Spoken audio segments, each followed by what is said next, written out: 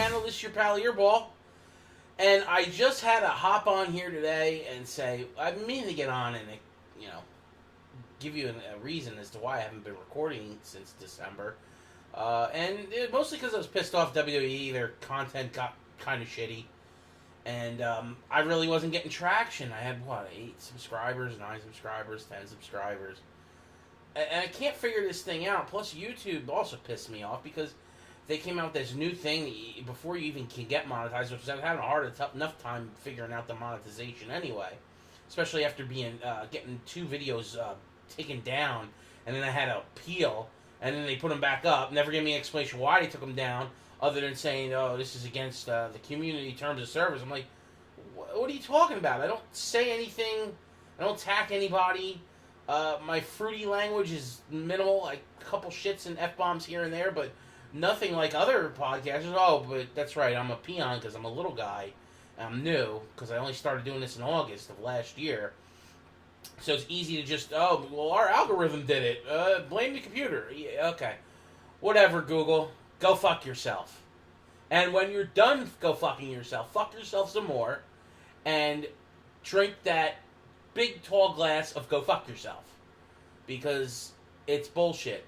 YouTube was a platform created for people to give content out and for people to subscribe to them if they like their content. Not you to be the world's police. Social justice faggots. So, anyway, I'm here because we had great news today. Daniel Bryan is back. Well, he's been there. But he's back to where he can compete in the ring again. Now, we all know this probably has been all political. This at least the last year it's been, because I remember reading last year that Daniel Bryan had every doctor that he had went to had cleared him, but only Dr. Maroon, or a.k.a. Dr. Moron of the WWE, wouldn't allow him to compete. He would not sign off, and if the doctor for the WWE doesn't sign off, then you're not allowed to compete in the ring for WWE indefinitely. And that's what forced Daniel Bryan to retire 2 years ago, after dealing with the post-traumatic injuries of his concussions and following that neck injury after getting kicked by Sheamus. By accident, injuries happen, but I will say I hope Daniel Bryan has morphed and evolved his in-ring style where he can protect himself more, to where he doesn't do things that are as risky as to jostling his head, to where he abruptly gets another concussion and we're right back to square one, where he is forced to either not compete. I don't want to see a Paige situation where she came back and within 2 months she's back on the shelf, and we still haven't heard an indefinite that she's retired, but they're not letting her compete. Whatever, because she's injured. Now, understandably, injuries, company's got to protect itself, but if you've got multiple doctors willing to put their credentials on the line as a medical professional, that this guy can go back, then why did WWE do sooner? My thing is, it's political. I've always believed that Daniel Bryan was too over, and the WWE didn't want him, even though they made him champion. They shut the crowd up. They didn't want him to be the end game. The end game for them was the heir apparent to John Cena, and that's Roman Reigns. WWE has always had, especially Vince has owned it. I know his father owned it before him, and the big icon then was Bruno Sammartino. Wrestling was a different genre back then. Sports entertainment has had its icons, but there's always been one guy that was pushed for a decade or more as the face, as the champion, or the face even when that person's not champion. It was Hulk Hogan in the 80s and early 90s, and then they transitioned to where there was a time frame in the 90s into the early millennial where there was no definite guy. They tried doing it with Warrior, but that didn't work out. They tried doing it with Savage, that didn't work out. They did it with Bret Hart, but that was also short-lived. Bret Hart was the face for like a good 3-4 years, but they always had Hogan coming back in, or Ric Flair showing up. and they were transitioning to the company wasn't doing as well, so the Attitude Era was going to be born because Austin 316 would eventually come to prominence going against Bret Hart. You had The Rock for a short period of time, but then you had the prototype, John Cena. John Cena came in 2003, 2004, and we all knew that this guy had something, and he ended up being Vince's boy because the guy worked damn friggin' hard to get where he's gotten, and John Cena deserves it. The reason John Cena gets heat of Cena sucks is because the fans do love John Cena. He's not hated like Roman. Roman's heat of "you suck, Roman," they fucking don't like Roman. Roman would be so much better as a heel. Just, he's got the look of an evil son of a bitch. Or just a badass. Like somebody, if you look at Hollywood, Roman would be the anti-hero, definitely. Like the guy that's just a badass. He's got that look. He's a big dude, not too big. He's clean cut. He's decent looking. He's dark skinned, dark complexion, like with the hair, the under the eyes is kind of dark. Like, and I'm not saying he's dark skinned. Oh, he's black or something, that he's a bad guy. No. It just comes off as, you could be a bad guy. He wants to be the guy. Well, he could be the bad guy. And we've had that before. Multiple times with wrestlers. It seems, if you want to get down to the real gist of it, he's a legacy. He's a Samoan. Involved in the biggest family in the WWE. That family's blood bleeds into the emblem of the WWE. That family has done so much for that company. And I think Vince knows that. And that's kind of why they want him to ascend to the throne. The fans don't want it, though. So, they have a choice here. Hold Daniel Bryan back or watch him leave. Because ultimately that's going to happen. Daniel Bryan will go wrestle. He has not gotten the itch out of his system yet to stop wrestling. Even though he's a father now and he does have to worry about his well-being. And I'm sure his wife, Brie, will tell him that. But the man loves wrestling. So I think politically they were holding him back this last year. Not so much 2 years ago, because he was legitimately hurt. But I would think in the last year, after he got cleared from several doctors, they were holding him back because they wanted Roman to be the face, the guy, their heir to John Cena. And they don't want Daniel Bryan. Daniel Bryan doesn't fit the mold. He's injury prone. He's too small. But he's a damn well good technician. We all know technicians are great. Bret Hart was a great friggin' technician, and Bret Hart became huge. Owen Hart, Bret's brother, who died in the ring, was probably even a better technician than Bret. But he didn't have quite the look that Bret. Bret had the better look, the better gimmick. But Owen was definitely quality for the profession. Daniel Bryan didn't have the look either when he came up. Clean cut, no beard, short hair, small dude. Even though we all know he's Nordic, he got that Viking heritage and that blood running through his veins.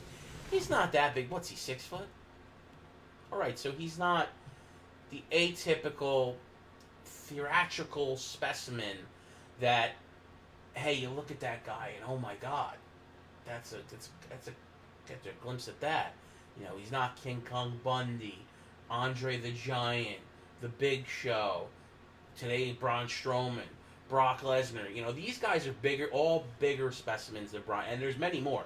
Hulk Hogan, big dudes, mid 6 foot, upper 6 foot, 7 footers, just gargantuan, heavy guys, massive human beings that do sports entertainment.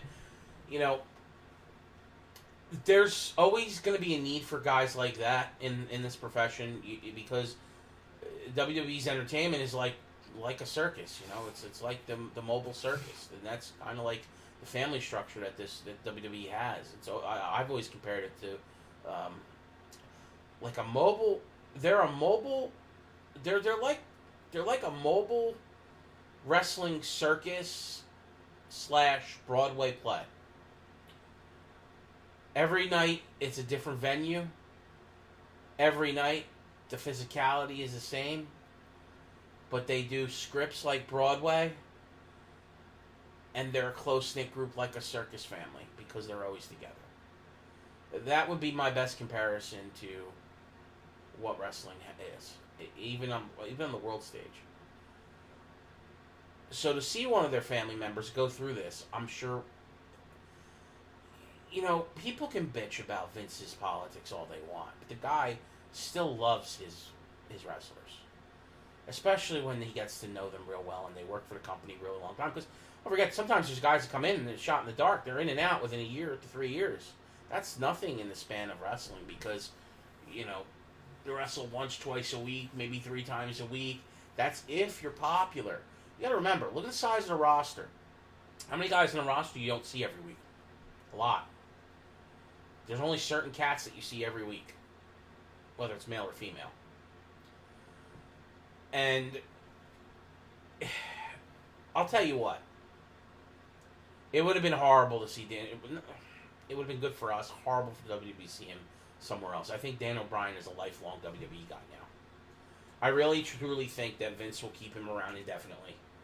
He's going to try to make him happy with getting this out of his system, with getting him back in the ring.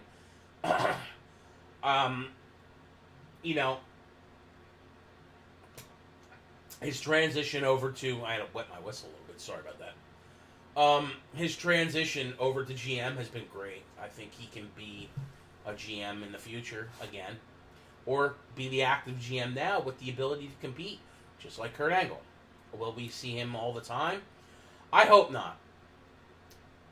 I hope we only get Daniel Bryan doing storylines during the week, but only competing at pay-per-views.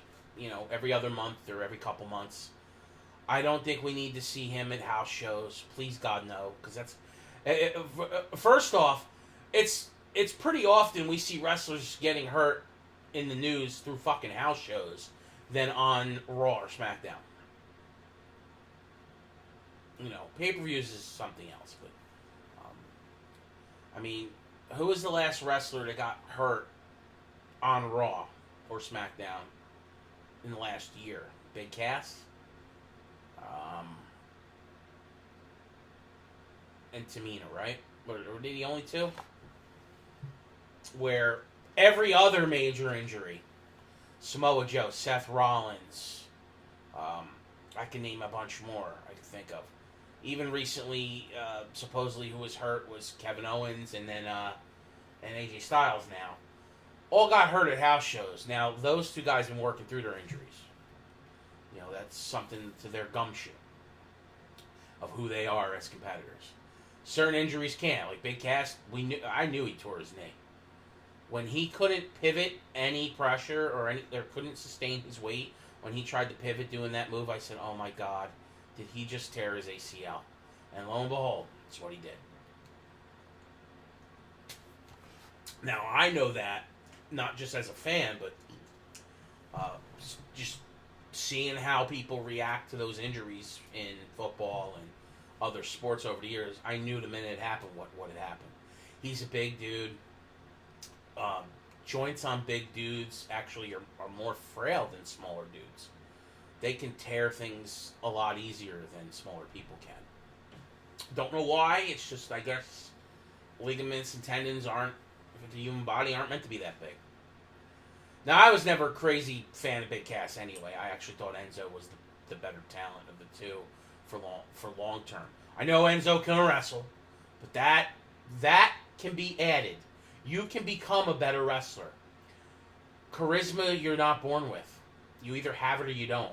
Big Cass doesn't have it. Enzo did. That's besides the point. I think Enzo's firing was a political stunt of today's world that we freaking live in. I know that supposedly Enzo wasn't liked too much. Well, if he wasn't liked too much, why did he give him the Cruiserweight belt twice? And don't give me that shit. Oh, I need a spark for. No, you don't give your championship belts to people that you fucking hate. I'm sorry. That was a load of bullshit, and sometimes WWE spews bullshit out of their locker room just to get the frenzy going on the social media. You know, because Vince is of that age group that, well, whether they're talking good or bad on you in the news, you're still getting coverage, so it doesn't matter. Good or bad, publicity is publicity, and that's ultimately what you want. So, I just hope they do this thing with Roman, get him the world, not the world title, Universal title. Get Brock the hell off TV. I'm tired of Brock Lesnar, basically low-jacking the friggin' belt for months at a time because his contract is, well, I only got to wrestle 8 times a year, so F you. And they are stupid enough to give him the belt, rather than giving one of their top competitors that could be on Raw every week. At least be there with the belt. You don't have to have your champion wrestle every goddamn night, but at least be there. Be part of the storylines, for fuck's sake. So give Roman the belt, and eventually build up to next year's WrestleMania.